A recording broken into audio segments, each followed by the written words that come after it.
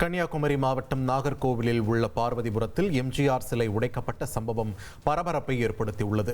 பார்வதிபுரம் சந்திப்பில் நிறுவப்பட்டுள்ள முன்னாள் முதல்வர் எம்ஜிஆர் சிலையின் இடது கையை நேற்று இரவு மர்ம நபர்கள் உடைத்துள்ளனர்.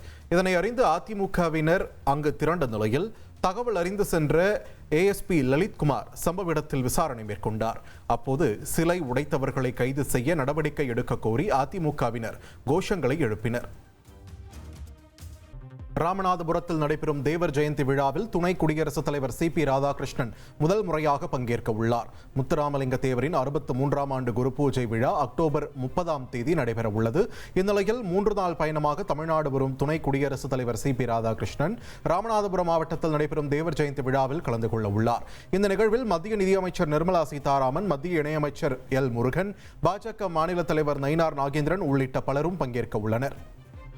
உங்கள் தந்திவன் தொலைக்காட்சியில் தெனாலிராமன் தினமும் மாலை 6 மணிக்கு காணத் தவறாதீர்கள்.